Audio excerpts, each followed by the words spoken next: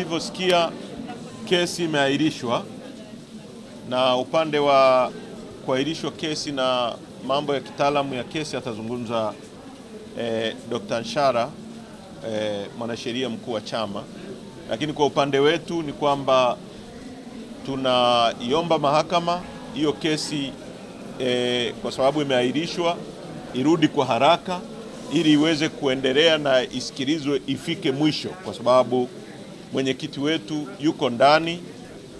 Leo ni siku ya 225, zaidi ya miezi 7 kwa kesi ambayo bado tunaendelea kusisitiza kwamba ni ya uongo, ya kutunga, kesi za kuumiza watu kisiasa, kwa sababu tunaoshindana nao hawana uwezo wa kushindana kisiasa, hawana hoja, wana uwezo tu wa kutumia vyombo vya dola, kutumia bunduki, kutumia mahakama na polisi kujibu hoja za kisiasa ambazo sisi tuko amdi na maneno, wao wako amdi na silaha na mambo kama hayo. Hilo jambo la kwanza. Jambo la pili,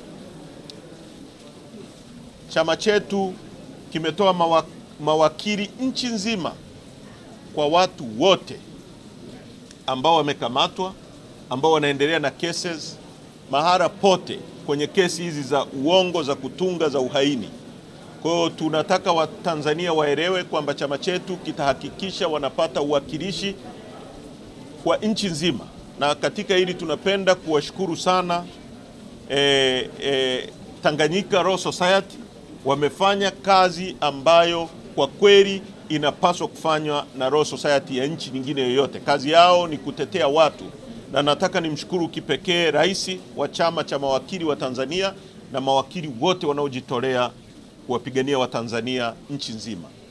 Legal and Human Rights Center wamefanya kazi kubwa, tuna appreciate, tunatambua. Kwa hiyo ni uwakilishi ambao utafanywa pamoja.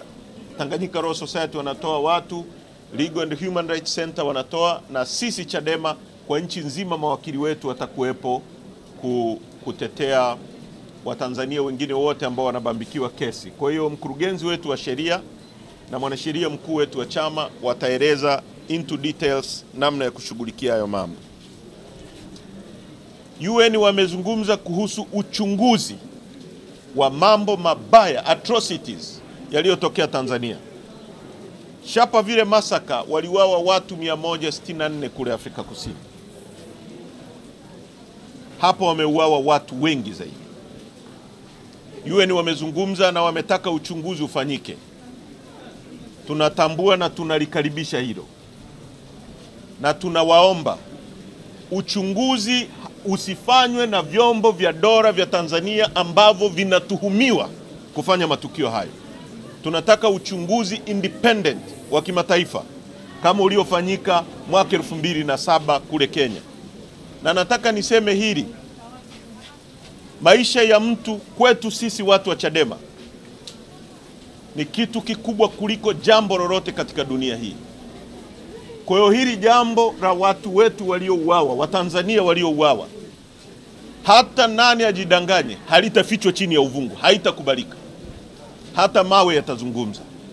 Kwa hiyo tunataka vyombo vya kimataifa vifanye uchunguzi wa ni nini kilichotokea, watu wangapi wameuawa, watu wangapi wamepotea mpaka sasa. Wapi ndugu zao hawapo, wako wapi? Kwa nini wengine hawajaruhusiwa kuchukua mili ya ndugu zao wakazike? Kwa nini wanazuiliwa? Nini kinachofichwa? Haya mambo yote tunataka yawe wazi. Kwa wale ambao hawajui historia ya Tanganyika na Tanzania, sisi historia yetu ni watu ambao tumepinga dhuluma dhidi ya binadamu.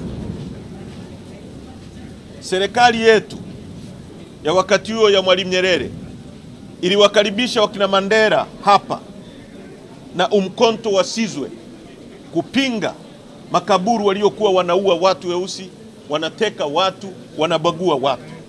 Tulikaribisha watu wa Angola, Namibia na Zimbabwe, waliweka vituo hapa kupigania watu wengine. Tunapenda kuwashukuru watu ambao wanakaribisha Watanzania waliokimbia kwa sababu Tanzania ni nchi ambayo imekuwa mstari wa mbele kupigania haki za binadamu, na tunataka nchi nyingine zote zireciprocate ambacho Tanganyika iliwafanyia wakati ule. Afrika Kusini walireciprocate kwa sababu serikali iliyokuwa inapingwa wakati ule ilikuwa serikali, lakini ilikuwa serikali ya minority ya makaburu. Ni serikali kama hii ambayo haijawekwa madarakani na wananchi. Kwa tunapoipinga na inaua watu, inateka watu, inapoteza watu wa Afrika Kusini na wengine wote majirani zetu ambao Tanganyika ilihusika, Watanzania waliwapa hifadhi hapa, wawahifadhi wa Tanzania na watoe sauti kwa kutumia vyombo vyao vya habari, kwa sababu tunajua hali ya vyombo vya habari vya Tanganyika vya Tanzania kwa sasa. Walireciprocate hicho, na tunawashukuru ambao wanafanya hivyo. La mwisho kabisa, kama nilivyosema jana,